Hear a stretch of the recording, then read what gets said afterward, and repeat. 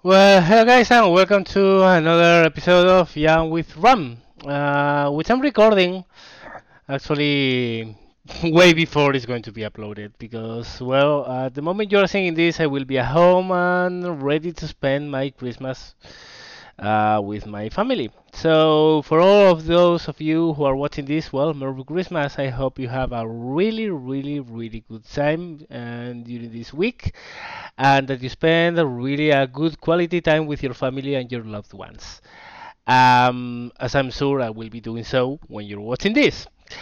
Um, well, it's not being alone when I'm recording this since I announced that I stopped playing on War Thunder. And I gave some of my reasons to that.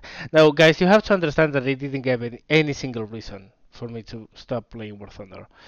I didn't give any single reason why I stopped liking War Thunder. I just gave some of them.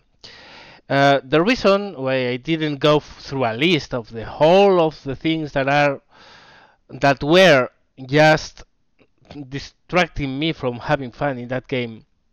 The reason I didn't go through all that list is because you guys don't want to see a 15-minute video of me just rambling about all the wrong things in that game. We all know what's wrong in War Thunder.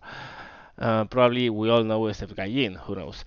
The thing is, there's no need for me to explain every single reason why I left that game. And also, a lot of those reasons can't, it's not that they can't, but I don't really want to go in public with them. I mean, because they are private reasons. They are related with my relation with Gallin and with some things I perceived from them mostly because they don't talk to me. So, but I've seen a lot of very depreciating things coming from them towards someone who really wanted to help them improving their game and just was critic about the game. But again, I don't think being a critic is bad. I think it's good, as long as you are not destructive, as long as you are not a pest and you are not just destroying. If you are constructive with things, I mean, in the lower end you have seen of me in War Thunder before this was 1.31 release when the Lala nonsense was happening and the UFOs were all around the place with a red star on them. And at that point, I didn't say Gaijin sucked or the game was crap or this thing is not worth playing. I simply said, look, guys, right now with this deal, which I don't understand why it has happened and I can't understand how it can happen in a serious game, but well, it has happened. And right now, I'm not having fun. So until this nonsense is fixed, I will be taking a break. But I'm sure it will be fixed. I'm sure the Lala nonsense will be fixed soon. Well, lo and behold, 2 days later, a hotfix was published and the nonsense was over. So in my most critical moment of Gaijin, I was saying that the game was great, that it was just a momentary sleep and that things were not working as they should and they were working so bad that I was not having fun. And rather than force me into a game that I was not enjoying, I would rather take a short break until it got fixed. That has been my strongest criticism about Gaijin. Well, really, at times, the way I've been treated by them seems like I murdered the mother or something like that. I don't know what I have done to these guys for them to hate or depreciate me so much. And that has led to a lot of situations and a lot of things that I can't explain in public. Or I can, but I choose not to. I'm not because I don't want to be a victim here. I don't want to go around and saying things. Oh, look how bad I have been treated because I was a critic. No, no, it's not the way I want to do things. I mean, there have been a lot of things I don't understand, I didn't like, and at times really I felt like someone in Gaijin was doing things just on purpose to shoot me down. Really, there have been some moments like that. Suspects. I mean, I was suspecting it was happening. I'm not sure it was the case, but really at times it felt like it. Um, but again, is there are a lot of reasons for me to stop playing War Thunder personally because the game is not what they promised us it was going to be because I don't look forward to seeing it in the future, the way things are being developed right now, the direction the game is taking, because right now the game is broken. So those are the reasons based on the game. But there are a lot more reasons than that. There are a lot of personal reasons you guys probably as players will never experience. But me as a YouTuber and someone who has had a pretty big voice, I think, in the community, has had to face and really has dropped the image of those guys under the floor. I mean, for me, Gallin really went from being a bunch of guys who I really wanted to trust into a bunch of guys who I really don't care about anymore. And that's what because of a lot of things that you guys will never experience as players. But I have experience, and I'm not going to list them. Of course, that doesn't mean either that all everyone in Gallin is a retard and it's not worth it. There are a lot of very valid people there, but someone is making the calls and someone is making some very wrong calls, at least in my perception. And rather than hanging, I mean, I'm not the kind of guy who's going to thump his head against a wall time after time after time and again. If I don't feel like having fun with a game, I'm not going to play it. It's as simple as that. Just reduce it to the minimum, guys. Don't look any further. I just have a set of standards. I just have a set of hopes for this game. And one way or another, those hopes never were fulfilled. And that detracted from the fun I was having with the game. And that probably will not happen with a lot of you, and it's perfectly fine. But for me, that game is not worth playing anymore. Also, I want to comment on another thing because a lot of people have come to me lately, little less than begging for my excuses or for me to excuse them for keeping on playing War Thunder. Where I stopped playing War Thunder, I mean, personal thing. I'm a YouTuber, guys. I'm not guru here. That I stopped playing a game doesn't mean you guys have to stop playing a game. That I start playing a game doesn't mean you guys have to start playing a game. I'm an individual like any other, and I have my own preferences, and I have my fun, and I have my tastes, just like you guys have. So if you still have fun with War Thunder, be my guest, be welcome. I'm happy for you, really happy for you, because the game is brilliant in many ways. It's and probably it's one of the things that really piss me off so much is that it's so brilliant in so many ways that I simply it's simply painful to see it so disgraced by wrong development calls, at least on my eyes.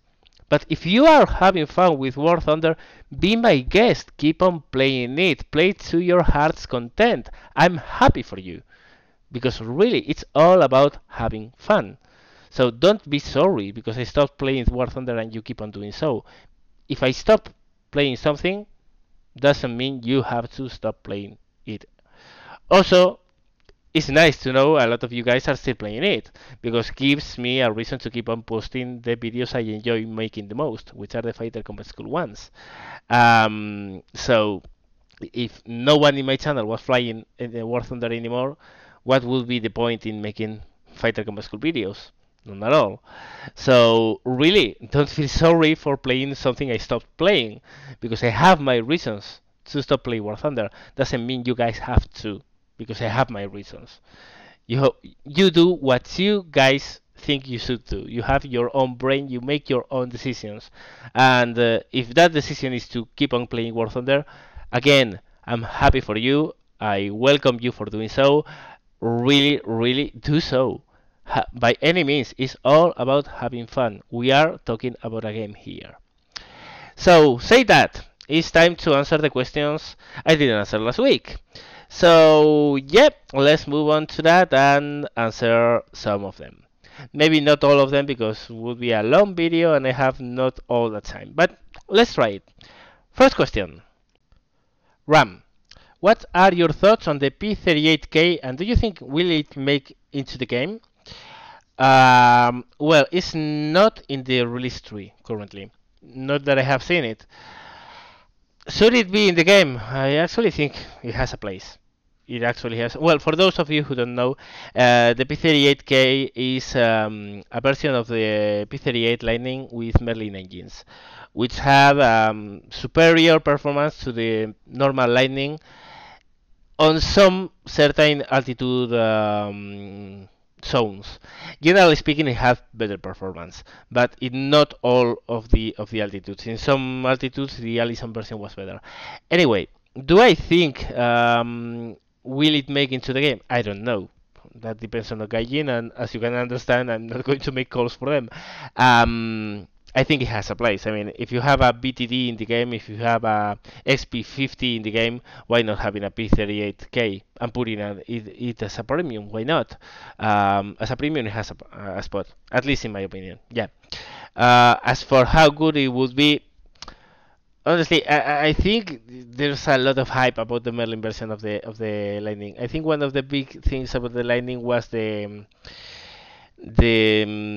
mix of the Allisons with the superchargers, which gave problems in the first versions, but later on in the J and L versions with their reshaped cooling of the nacelles, they were pretty much solved, and the Allison performed admirably well.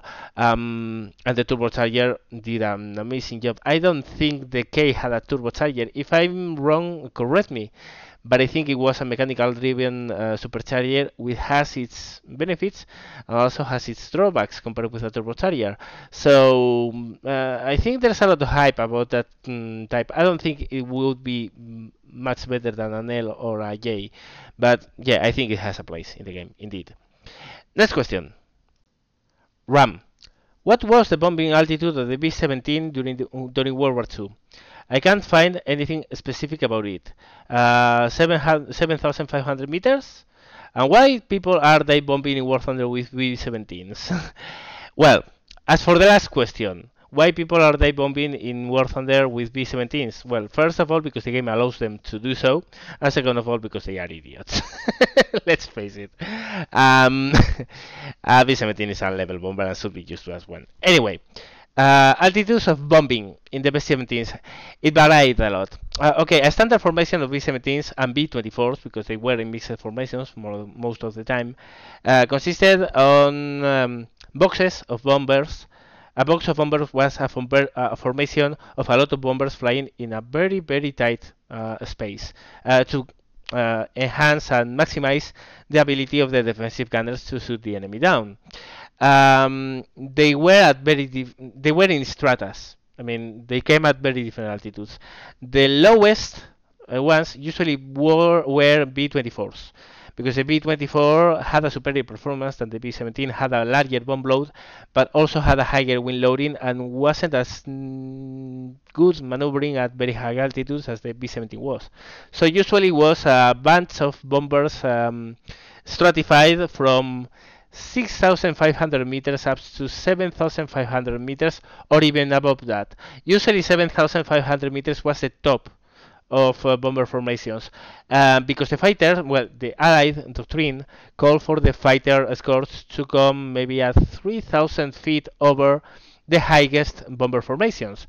And of course, if the higher bomber formations came at 7,500 meters and you're talking 3,000 feet, you're talking at fighters at 8,500 meters, which is a lot. And but mostly the only fighters able to go that high were the P-47s, with turbochargers again. So it depended. It's not that they always came at the same altitude. They came in stratified formations. It was a very big mass of bombers with low formations as low as 6,000 meters, higher formations up to 7,000 or higher. That was mostly the most common instance, at least in the 1943-1944 attacks. Once the Luftwaffe was mostly broken, they started coming lower than that because the air threat was not as high. But still, they tended to come at altitudes over 6,000 meters because the AA, the heavy anti-aircraft guns, were still a very, very, very strong menace and a very, very strong danger. So the higher they went, the less effective the AA was. Not by that much, to be honest, but yeah. Usually heavy bombers were 6,000 to 7,500 meters, more or less. Next question. Ram, where you were a young boy, what was the thing that started your passion about planes and flying? I've always had a itch for taking my feet off the ground, even as a little kid. I think I was born with this itch for flying. Sadly, my eyesight is not good and I can't be a professional pilot. But the interest, I guess, it was there simply because I feel like going up, so to speak. Um, the thing that really got me started in World War II was, and I have spoken about this in a much previous Jam with Ram, I think. When I was 8 years old, more or less, we had a computer at home. It was back in the 80s. It was Amstrad CPC 464, a 64K kilobyte machine, which was back then was pretty good. I mean, was kind of a better Spectrum of the time. And well, one day my parents went off shopping and they brought me back a present, which was a computer game, and it was called Spitfire 40. And I'm pretty sure that what happened was that they were around the computer store and they thought about buying something for me, and they thought what could be nice for a 8-year-old kid. Well, a game about planes. Probably they were thinking about a side-scroll action game where you go with a plane, poo poo, pew pew pew, everything. Kind of a shoot them up. It actually was a simulator. Was one of the first of its kind, and of course, I mean, the technology was what it was. It couldn't be really realistic in the sense of flight models, etc. But still, you could stall in that game. I learned about navigation playing that game. I learned how a compass works in that game. I learned the 360-degree compass, 180 south, 90 is east, 270 is west, 0 is north. I learned about the Volke Diktat, the golden rules of air combat. I learned a lot of things. And since then, I was hooked. It was a very tough thing for an 8-year-old kid to load up a game in a cassette, because back then there weren't even discs. It was in a cassette. You have to insert the cassette in the computer and then load the game, which would take maybe 15 minutes. Load that thing up, and well, find himself not knowing what the fuck was that about. But I was curious, and still am. I'm a very curious being. So I set myself in a mission to understand that game, and I did. And since then, until now, that was what sparked my interest in simulators. My interest in flying has been there always. And yeah, that was it. That was the start of my passion. And since then, there have been so many simulators in my life. Anyway, next question. Hey Ram, what happened to the EU4 Let's Play?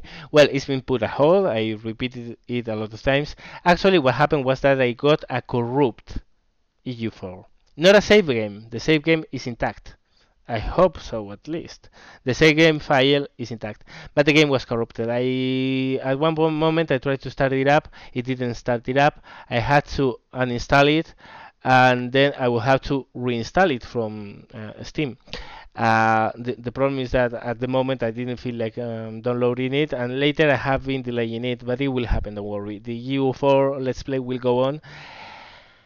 Fingers crossed, as long as the save game still applies. The same game I saved. I mean, it's stored, is perfectly safe. If it works when I download the game again, it will go on. No worries. I don't know exactly when, but it will go on. Next question.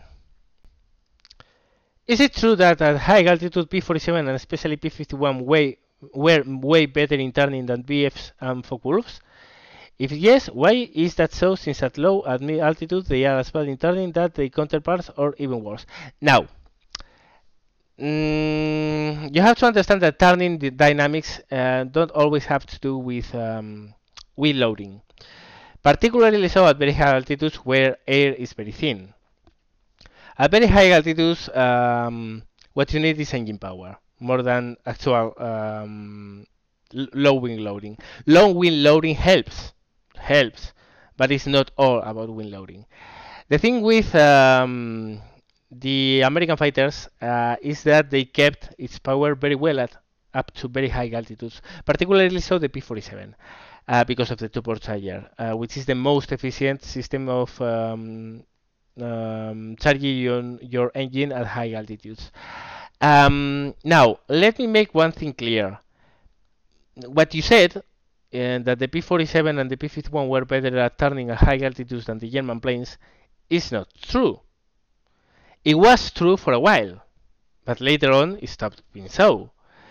Mostly because the German planes weren't optimized for the extreme altitudes the American fighters were coming at. We are speaking about altitudes of 30,000 feet or more, which is 8 kilometers up in the atmosphere. Air is very thin up there. German planes simply weren't tailored for that kind of altitude, especially so the Focke-Wulf. The Focke-Wulf was a plane that up to 6,500 meters was exceptional, but over that the engine lost power really quick until a point that at 7,500 meters it really couldn't stand in a fight versus any American fighter, because simply it had no power. So the engine power vanished over the rated altitude of the engine, and the American planes had much higher rated altitudes. The BF-109 was a slightly different case. For starters, it had a better supercharger than the Focke-Wulf so it kept its power better at high altitudes. And the BF-109 units received a lot of special items and special kits for very high altitude. GM1 nitrous oxide injection, which provided extra oxygen at very high altitudes to keep the boost levels much higher than the altitude where the supercharger would be able to provide with that supply of oxygen. So it actually depended a lot. I mean, there were BF-109s that were brutal at very high altitudes with EM1 and special high altitude compressors, the AS versions of the Daimler 605. So it's kind of a case-to-case basis. Against the Focke-Wulf NEA, there was no competition. The Focke-Wulf NEA simply couldn't perform up high. BF-109s depends on the BF-109 you're talking about. A standard one with a standard compressor and no injection. Yes, actually, it would be an American fighter would be able to outmaneuver just on raw terms of power. Because at high altitudes it was much better. If you are talking about later versions of the BF-109 with a bigger compressor and special injection for very high altitudes, then it would be a much closer match. Still, the Americans would have a higher, an upper hand, especially so the P-47, and the higher they went, the better.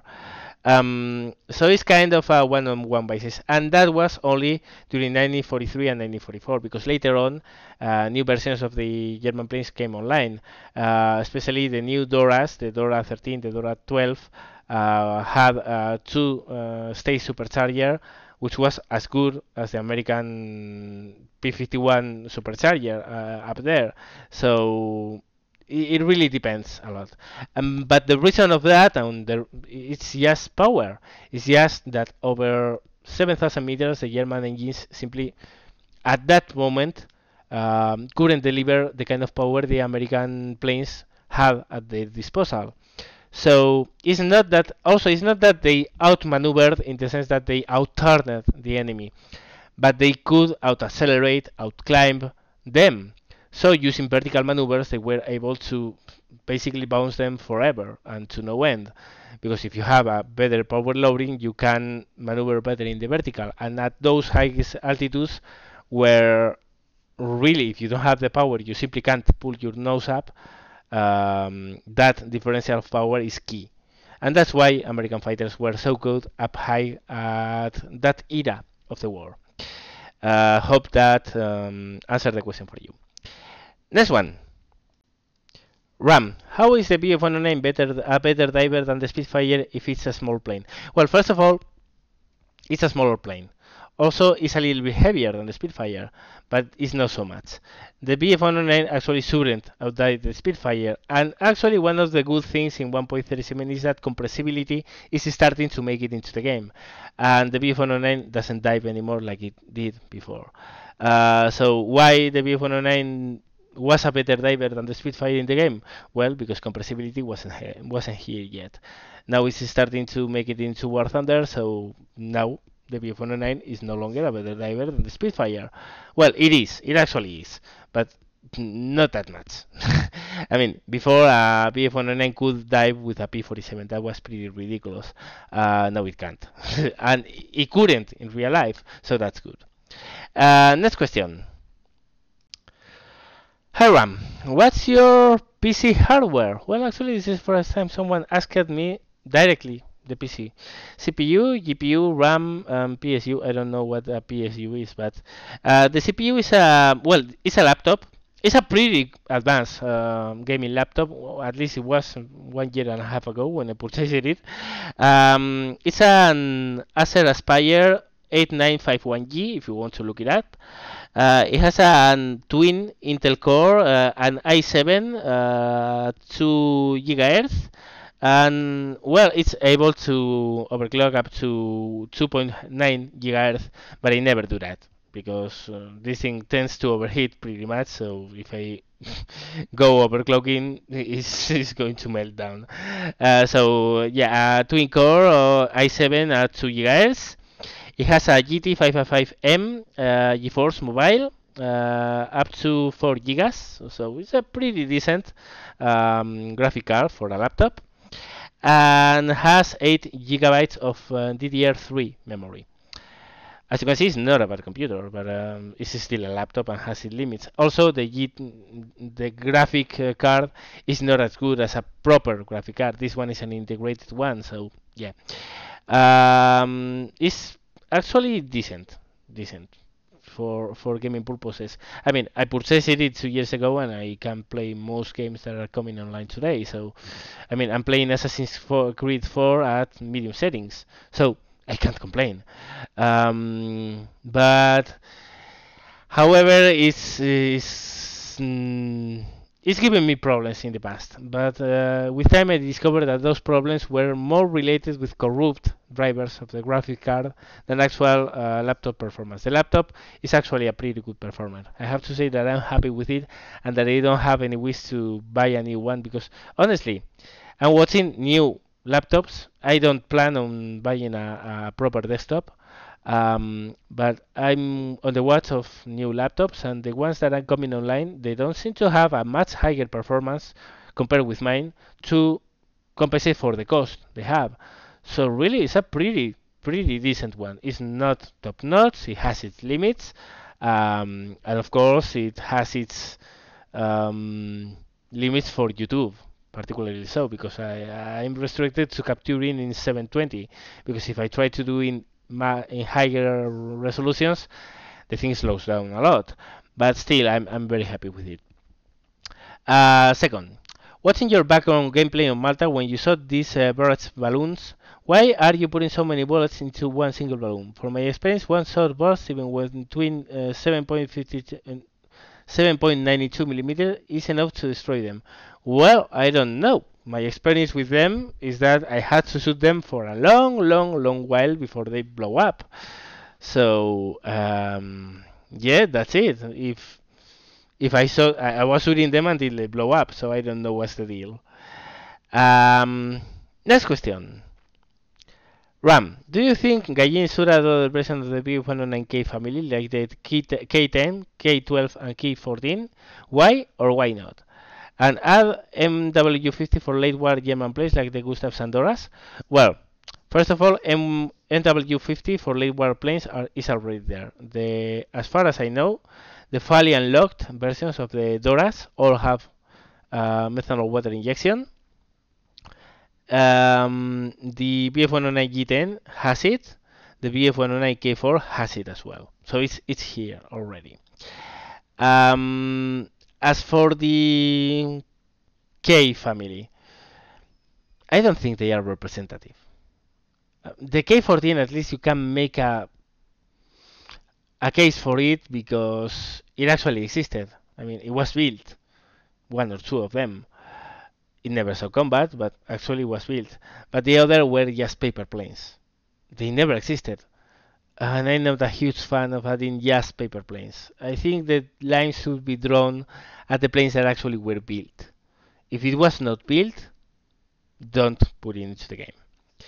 Of course, now you will answer that the Germans need something to match the after-war allied things, and they will need paper planes for that. That's a granted.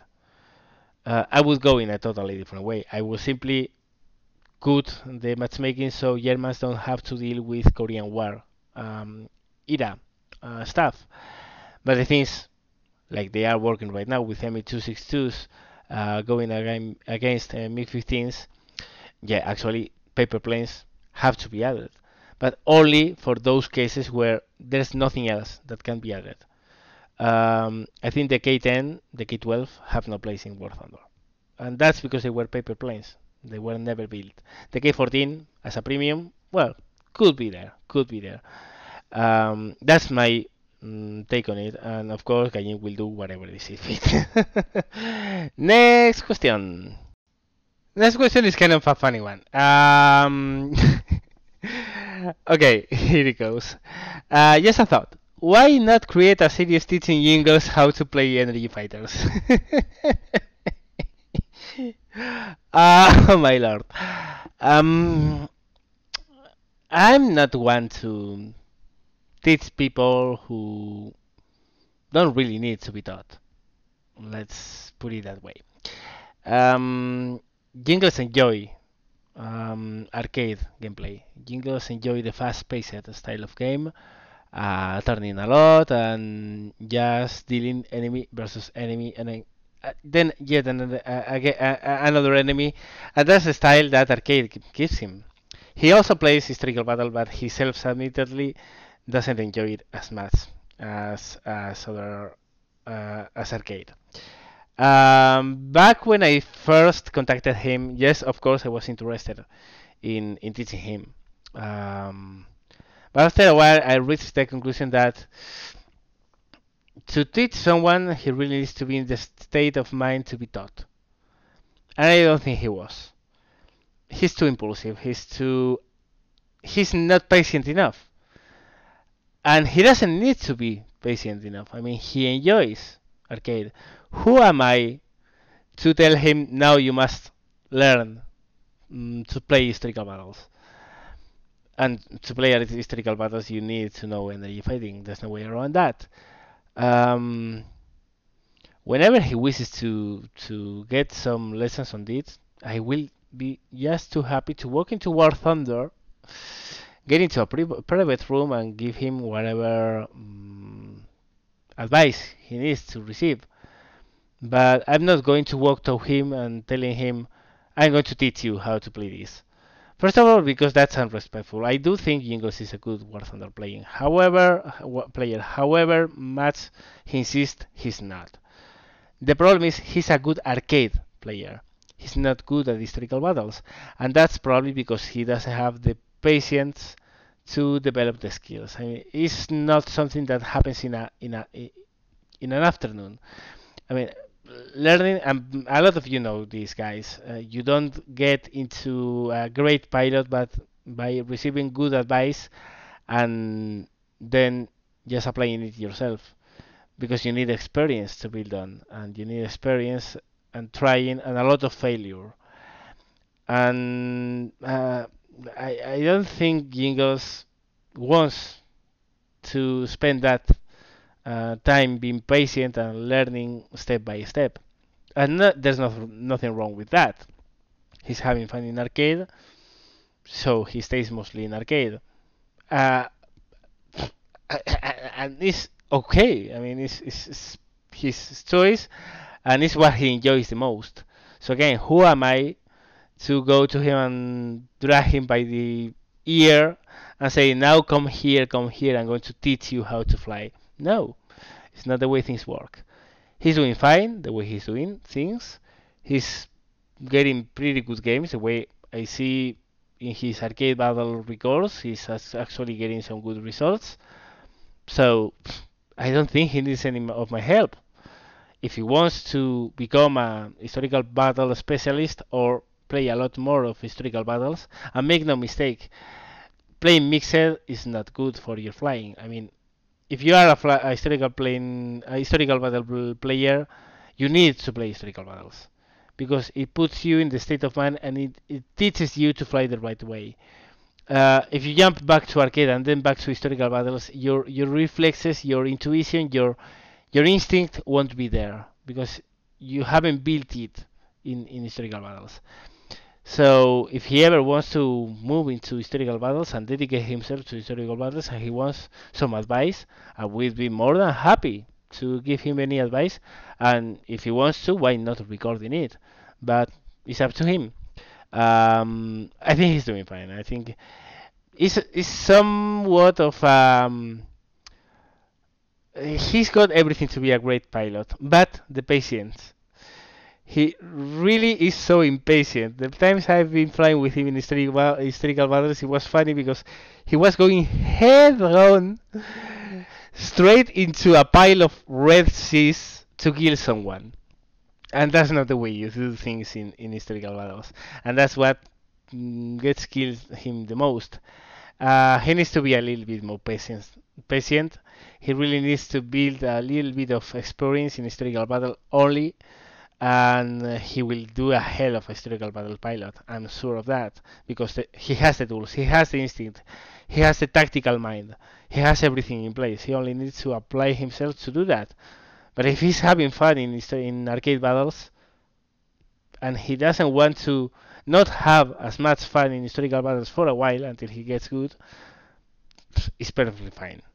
So yeah, well, up to him. Up to him. Next question. Next question is about Wargame Airland Battle. And he says, one aspect of that is the way different units respond to orders and order queuing. There aren't many current builds on this, and since you are getting familiar with that, would you consider making a build that demonstrates how the unit responds to orders and order queuing? Well, it's an interesting topic, and indeed, it's something I can visit in a future tutorial. So yeah, probably something like that will be coming. Also, in regards to War Thunder, I don't know if I'm to answer this because I don't play War Thunder anymore, but can you think of a way to use the tools provided currently in the game to host larger events that can improve the quality of the players involved, since the players themselves are a source of many problems? No, I can't. I honestly can't. Because I think the source of the problem is not in the game. The problem itself is in the people. It's in what they expect. It's in the gaming industry today, which emphasizes instant rewards versus a learning curve that forces you to learn something before meeting success. It wasn't that way always, and still is not in some particular game niches right now. There are some games that have a very steep learning curve, and unless you dedicate your time and effort to learn how to be good, you won't be good. If you don't do things the proper way, if you don't learn the things the proper way, you won't ever meet instant rewards. And the problem is the Call of Duty mentality. There's nothing wrong with Call of Duty. I mean, it's a perfect game. It's fun and stuff. But I think its mass impact in the gaming industry has emphasized the point towards everyone that making things easy for the masses strikes back with an instant success for the game. If it's addictive and good enough, of course. So I think there's a current trend to make things easy for the player. And players have gotten used to that. So players that come to War Thunder come with that mentality. And there's nothing that in the game that will force them to change their mind unless Gaijin especially devotes effort to do that. But of course, that would build a lot of casual players. Um, Personally, I think arcade is a great mode for casual players. But historical and full real should be for more people who want more advanced stuff, and casual players should stay away from those game modes. But currently in historical battles you get a lot of noobs doing total stupid stuff and getting rewarded for it. So I mean, in a way, Gaijin could do something about it, but yeah, well, whatever. They are not going to do anything about that. And us, as players, can't do a lot about it. I'm doing my best. I started a YouTube channel to teach people how to fly properly. But given how Gaijin has treated my channel, well, I think they don't welcome that try. Anyway, I think the problem is beyond Gaijin, it's in the player base. And I think the cause for that is the trend for many games that reward instant success with a very little effort. It's kind of mouth feeding. It's instant reward. It's instant gratification based on nothing. Because you do nothing, you learn nothing, and you still get satisfaction. Um, doesn't work for me because I work for something more complicated than that. But for a lot of people, it's a way of gaming. And if War Thunder doesn't have it, they won't enjoy it and they will quit the game. So it's a pretty complicated stuff. And I don't think we as players can do a lot of other than, well, putting videos to teach people how to play the game properly. And then it's up to them, players, to embrace the concept of there's a lot more reward in doing things well where those things are challenging than doing things the moronic way and getting instant success and reward for doing something that actually shouldn't be rewarded. But that's up to them. So there's not really a whole lot we can do. At least I don't think so. Next question. Ram, you were talking about people being scumbags and one kills in the scores, and I thought, what if there was an assist number in the scoreboard? What is your opinion on this? Well, that people just focus themselves on kills, not on assists. You can see that in any video in YouTube about first-person shooters that have assists in the scoreboards. No one looks at that. Everyone looks at the kills. It's the mentality. Again, it's something that was created by the gaming industry to emphasize the reward for doing well, and then they made doing well an easy task. I don't think that kind of thing is going to solve anything because it's all in the mentalities of the players, and unless that mentality changes, there's nothing to do. And the only way to change the players' mentality is in the power of the developers of the games. And until that changes as well, not a lot of things can be done. It's sad, but it's true. Next question. Ram, two questions. Are the gun pods for the BF109F4 that bad? Personally, I don't think they are worth it. They take away a hunk and a big chop of your maneuverability and your performance. And honestly, I think the central cannon is enough to do the job. At least against fighters. Against bombers is a totally different thing. So personally, I don't think they are worth it. But people swear on them that they make the plane so amazing. I don't find that's the case. But maybe it's the way I fly the plane. Who knows? The other question is the Jak 9K broken? Well, I can speak about 1.35. 1.37, I don't know. 1.35, no, it was not. It was a very good turner with a gun that really is very hard to hit with, at least for me when I tried it. But performance-wise, it was not really a world beater. Was decently fast, not a great climber, good at close turning, but really close turning is nothing in historical battles. So no, I don't think it was broken. I don't know now. I simply don't know because new patch came. Whatever is right now is right now. I'm not playing War Thunder anymore, so I can't say. Next question. Ram, do you think the prices for the tank packs are justified by the content you get in return? Up to you. For me, no. For me, not. As soon as I knew you could get into the closed beta by paying, I was terrified. I thought it was an awful call. But well, it's the way they are making business. Up to them, to what they do, and up to you to what you do with your money. If you are so desperate to try a game mode you really know nothing about, because you don't know if you are going to like what you get into the closed beta. You are basically blind paying money to get into a closed beta of a game mode that you don't know if you are going to enjoy. By any means, do it, but it's up to you. Is it worth for you rather than waiting for maybe a couple months? I don't know. Personally, I think it's over the top. $50.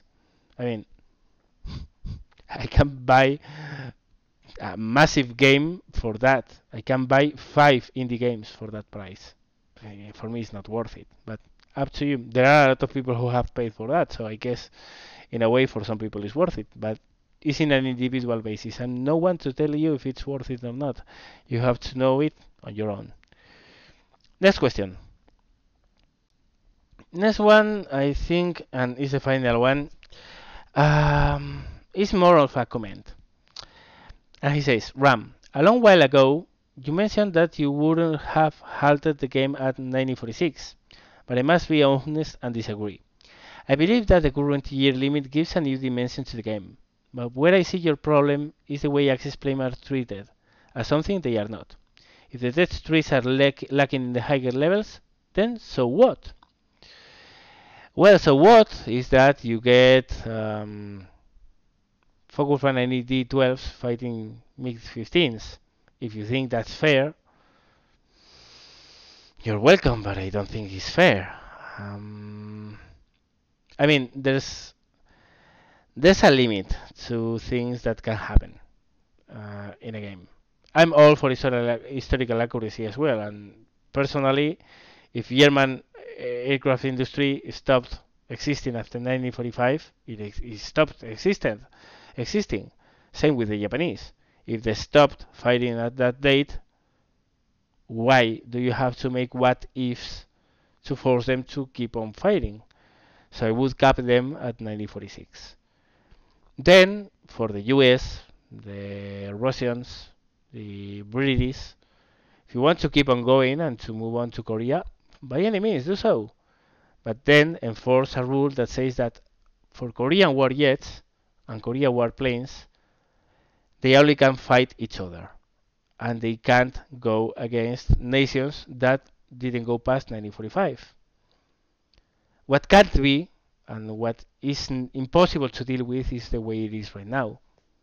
So it's either you put a hard cap in 1946 and don't go any longer than that, you put a hard cap in 1945 for German and Italy and Japan, and for them, they are going to face only planes that were in 1945, 1946 only, but not Korean war jets, and then have a different class for Korean era war stuff. And that would work fine, but what you can't have is a mix of both. Two planes, nation trees that simply don't have high-end stuff to deal with the Korean war things, having to deal with Korean war things, because that's utterly retarded.